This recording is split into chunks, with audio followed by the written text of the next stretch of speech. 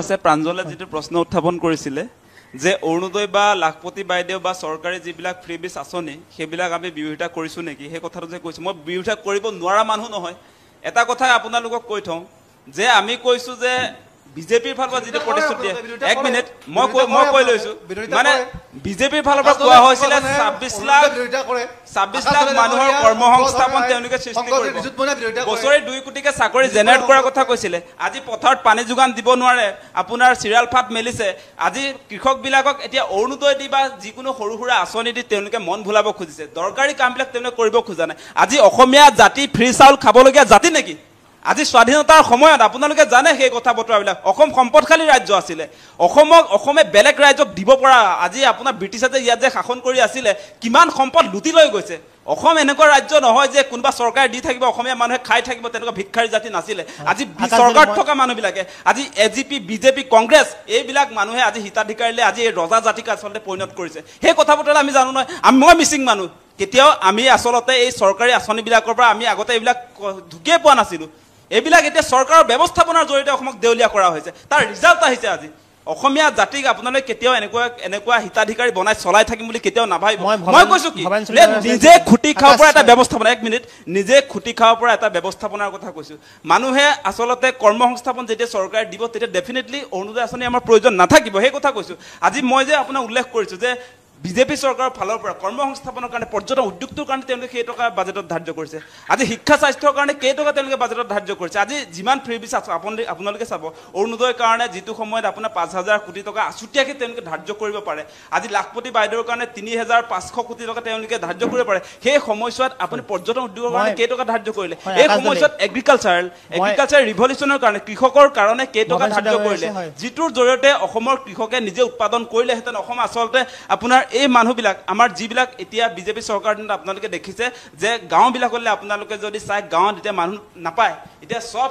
আপোনাৰ south Indian ষ্টেটবিলাকলৈ গুচি গৈছে কৰ্মসংস্থাপন নাপায় অসমত কৰ্মসংস্থাপন দিয়া কথা আছিল আজি চেন্নাই বেংগলোৰ কেৰালা মহাৰাষ্ট্ৰ তালৈ কিয় গুচি গৈছে সেই বেছিক কথাবিলাক আপোনালোকে বুজি লওক গতিকে সঁচাকৈ কৈছো বিজেপিয়ে যিবিলাক কথাক লৈ ইতিমধ্যে আপোনালোকক ব্লেকমেইল কৰি আছে মই সেই কথাটোৱে কৈছো যে কৰ্মসংস্থাপন কৰিব নোৱাৰিহে ফ্ৰীবিজ দিবলগীয়া হৈছে কৰ্মসংস্থাপনৰ ব্যৱস্থাপনাৰ প্ৰতিশ্ৰুতি আছিল ইভেন প্ৰধানমন্ত্ৰী মোদীয়ে বছৰেকত 2 কোটি চাকৰি জেনেৰেট উদ্ভাৱন কৰাৰ কথা কৈছিলে বিদেশত নহয় ভাৰতত হ'ব আপোনাৰ ইণ্ডাষ্ট্ৰিয়েল ৰিভলিউচন সেই কথা কৈছিলে মেক ইন ইণ্ডিয়া কথা কৈছিলে এইবিলাক ক'ত গ'ল সেই কথাবিলাকৰ আমাক প্ৰশ্ন উত্তৰ লাগিব নহয় $1 ইকুৱেল টু 1 ৰুপি নোট বুলি কৈছিলে আজিৰ দিনটোত 87 $1 এগেইনষ্টত 87 টকা দিব লাগে আজিৰ দিনটোত আপোনালোকে নিশ্চয় জানে 1 মিনিট 35 টকা পেট্ৰলৰ দাম পেট্ৰল 35 টকা দিম বুলি মোদীয়ে কৈছিলে সেই পেট্ৰলৰ দাম আজি 100 টকা হৈ গ'ল 26 টকা ডিজেল দিম বুলি সেই ডিজেলৰ দাম আজিৰ দিনটোত আপোনাৰ 89 টকা হৈ গ'ল গতিকে সেই কথাবোৰলৈ আমি পাহৰি থকা নাই আজি যি ধৰণে এফালৰ পৰা আমাৰ মূল ইস্যুবিলাক ডাইভাৰ্ট কৰিবৰ কাৰণে তেওঁলোকে চেষ্টা কৰিছে সেই কথা কিন্তু অসমবাসী ৰাইজে তিলতিলকে ভুগি আছে উচিত সময়ত প্ৰত্যুত্তৰ দিব তাৰ কাৰণে সাজু থাকক কেতিয়াও নাভাবিব আৰু আপোনালোকে যিটো কথা কৈছে যে আপোনাৰ মোৰ এনেকুৱা কথা ক'ব মন যায় গাত নাই চালবাকলি মদ খাই তিনতে গেলি ভাৰতৰ জনতাক নিৰাপত্তা দিব পৰা নাই এতিয়া এই মুহূৰ্তত তেওঁলোকে বিদেশী মানুহৰ নিৰাপত্তা দিম বুলি তেওঁলোকে ইয়াত জহাই ফুৰিছে নিজৰ ঘৰখন চলাব পাৰে নাই আপোনালোকে আজি বিজেপিৰ ৰাষ্ট্ৰীয় নেতৃত্ব আৰু অসমৰ ৰাজ্যিক নেতৃত্বক প্ৰশ্ন উত্থাপন কৰিছো নিজৰ দেশখন আগুৱাই লৈ যাবৰ কাৰণে কি কৰিছে আপোনাৰ কিমান লাখ লাখ মানুহ আজিৰ দিনটোৰ ৰাজপথত আপোনাৰ এই গুৱাহাটী দি আপুনি আহিব খানাপাৰাৰ পৰা মই এতিয়া এই ষ্টুডিঅ'ত পোৱালৈকে কিমান মানুহে হাত পাতিলে মোৰ পৰা যে গাড়ীখন লৈ আহিছিলো ৰাস্তাত আপোনাৰ ফ্লাইঅভাৰ তলে তলে এই খুজনীয়া মানুহবিলাকৰ ব্যৱস্থাপনা কৰিলে নে আপোনালোকে কিমান আছে ৰেলৱে ষ্টেচন বিলাকত যাওক বাছ ষ্টপ বিলাকত যাওক তাত দেখোন গোটেই আমাৰ খিলঞ্জীয়া মানুহ আছে তাতে হাত পাতি আছে তেওঁলোকৰ ব্যৱস্থাপনা কোনে কৰিব সেই প্ৰশ্নৰ উত্তৰ দিয়ক প্ৰথমতে হয় অসমৰ চৰকাৰ ইতিমধ্যে কাম কৰি আছে আৰু চাব আপোনালোকে কোনোপধ্যে অসমৰ বা ভাৰতবৰ্ষৰ যিসমূহ আমাৰ ডেভেলপমেণ্টেল ইস্যু কিন্তু আপোনালোকে নকয় আপোনালোকে চাব অসমত ডেভেলপমেণ্ট হোৱাৰ কাৰণে অসম আপোনাৰ দুখীয়া ৰাজ্যৰ তালিকাত সোমাই গ'ল আজি আপোনালোকে নিশ্চয় দেখিছে যে আমাৰ 28খন ৰাজ্যৰ ভিতৰত আজি অসমৰ স্থান 26 নম্বৰ গতিকে আজিৰ দিনটোৰ উন্নয়নৰ কথা প্ৰাঞ্জল কলিতাই কেনেকৈ ক'ব পাৰিছে আজি আপোনালোকে নিশ্চয় দেখিছে যিটো সময়ত বিজেপিয়ে অসমক ভাৰতৰ 5খন উন্নত ৰাজ্যৰ তালিকালৈ লৈ যাম বুলি কৈছে সেই সময়ছোৱাত উন্নত ৰাজ্যৰ তালিকাটো বাদ দিলে দুখীয়া ৰাজ্যৰ তালিকাত অনুন্নত ৰাজ্যৰ তালিকাত আজি হিমন্ত বিশ্ব শৰ্মাই অসমক ভৰাই দিলে গতিকে উন্নয়নৰ কথা বিজেপিয়ে কেতিয়াও কোৱা উচিত নহয় উন্নয়নৰ কথা আমি পাতিম এতিয়া আপুনি আজি কওক যে অসমৰ ক্ষেত্ৰত স্বাস্থ্য কেই নম্বৰ স্থানত আছে আজি শিক্ষা কেই নম্বৰ স্থানত আছে সেই কথা বতৰাবিলাক কওক আজি জনমূৰি আই অসমৰ কিমান এই কথা বতৰাবিলাক উন্নয়নৰ কথা পাতক না আপুনি মোৰ লগত এনেকুৱা বেলেগ কেতিয়াও নক'ব যিটো সময়ত তেওঁলোকে আপোনালোকে নিশ্চয় দেখিছে উন্নয়ন বুলি ইয়াত তালফাল লগাই ফুৰিছে সেই সময়ত অসমৰ অৱস্থা আজি নীতি আয়োগে প্ৰকাশ কৰিছে নীতি আয়োগৰ ৰিপৰ্টত আহি গ'ল অসম একেবাৰে শেষৰ ফালে আজি ২৬ নম্বৰ স্থানত আছে আজি ২৫ নম্বৰ স্থানত আপোনাৰ শিক্ষা আছে তাৰ পাছত প্ৰাঞ্জল কলিতা নামৰ এই মানুহজনে কিবিলাক কথা কৈছে আপোনালোকে নিজক সোধা ভাৰতীয় জনতা পাৰ্টিয়ে চৰকাৰী তথ্য প্ৰকাশ কৰিছে অসমৰ অৱস্থা বেয়া চৰকাৰী তথ্য প্ৰকাশ হৈছে যে অসম শেষৰ ফালে আছে এই সময়ছোৱাত ডেভেলপমেণ্টৰ কথা ক'বলৈ আহে ডেভেলপমেণ্ট মানে কি আচলতে জানে নে নাজানে মানে উন্নয়ন মানে কি সেই কথাটো জানে নে নাজানে অসমৰ বিজেপি ৰাজ্যৰ তালিকাত সোমোৱাৰ পাছত উন্নয়নৰ কথা কেনেকৈ হ'ব পাৰে সেই প্ৰশ্নটো আমি উত্থাপন কৰিছো যে নীতি আয়োগ এটা চৰকাৰী অনুষ্ঠান নীতি আয়োগত এতিয়া আপোনালোকে নিশ্চয় দেখা পালে যে অসমৰ স্থান ২৫ নম্বৰত আজি আপোনাৰ শিক্ষাৰ ক্ষেত্ৰত ২৬ নম্বৰত গতিকে ধাৰাবাহিকভাৱে ২০২১ চনৰ পৰা যিটো সময়ৰ পৰা মুখ্যমন্ত্ৰীয়ে অসমক ভাৰতৰ ৫খন উন্নত ৰাজ্যৰ তালিকালৈ লৈ যাম বুলি কৈ আছিলে এই সময়ছোৱাত ধাৰাবাহিকভাৱে অসমৰ ফলাফল শেষৰ ফালে আছে এই মুহূৰ্তত তেওঁ ডেভেলপমেণ্টৰ কথা ক'বলৈ আছিল ক'ত অধিকাৰ পালে আজি নীতি আয়োগৰ ফলাফলত কৈছে একদম একেবাৰে অৱস্থা শোচনীয় অসমৰ ফলাফল বেয়া অনুন্নত ৰাজ্যৰ তালিকাত সোমাই গ'ল আজি তাৰ পাছত তেওঁ ডেভেলপমেণ্টৰ কথা ক'বলৈ আহে মুখ্যমন্ত্ৰী হিমন্ত বিশ্ব শৰ্মা অতি স্পষ্ট কথা তেওঁ যে ডেভেলপমেণ্টৰ কাৰণে একোজো আগবাঢ়িব পৰা নাই নীতি আয়োগৰ শেহতীয়া প্ৰতিবেদনে সেই কথা আজি স্পষ্ট কৰিছে আৰু অৰুণোদয় দি তেওঁ যদি ভাবিছে মুখ্যমন্ত্ৰীয়ে যদি হিতাধিকাৰী দি ফ্ৰীবিজ আঁচনিৰ জৰিয়তে অসমক উন্নয়ন কৰিম বুলি ভাবিছে তেনেহ'লে তেওঁ মূৰ্খৰ স্বৰ্গত বাস কৰিছে সেইকাৰণে এতিয়া ৰিজাল্টত ওলাই পৰিলে গোটেই কথা বতৰাবিলাক আজি যে আপোনাৰ হিতাধিকাৰী আঁচনিৰ জৰিয়তে অসম আগুৱাই নাযায় সেই কথাটো আজি স্পষ্ট হৈ গ'ল সেইকাৰণে আজি আপোনালোকে নিশ্চয় দেখিছে চৰকাৰে কৰিবলগীয়া কাম কাজ নকৰে আজি ভোট কিনিবৰ কাৰণে তেওঁলোকে যিকোনো ধৰণৰ পৰ্যায়ত আপোনাৰ হিতাধিকাৰী আঁচনি ৰূপায়ণ কৰিছে আজি আকাশ দলেৰ যি সংগঠন আকাশ দলেৰ সংগঠনে অসমত অৰুণোদয় নিবিচাৰে আজি আকাশ দলেৰ যি সংগঠন অসমত যি আমি দিনটোত মহিলাসকলক স্বাৱলম্বী কৰাৰ কাৰণে যি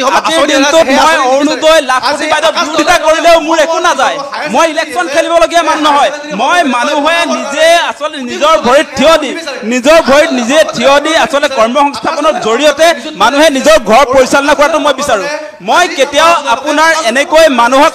কিনা কথাটো মানুহক মানে টকা দি কিনা যিটো পৰ্যায় তেওঁলোকে চলাইছে সেইটো মই মানি নলওঁ তেওঁ যিটো কথা কৈছে মোৰ একো দিগদাৰ নহয় আজি কৃষক মুক্তি সংগ্ৰাম সমিতিয়ে অৰুণোদয় যে দি আছে অৰুণোদয়টো দিব নালাগে বুলি ক'লে মোৰ কি লোকচান আছে মই ইলেকশ্যন খেলিম নেকি কাইলৈ মোৰ এইবিলাক কোনো কথা বতৰা নাই ৰাইজে নিজে নিজৰ ভৰিত থিয় হোৱা কৰ্মসংস্থাপনৰ ব্যৱস্থাপনা কৰিব পাৰে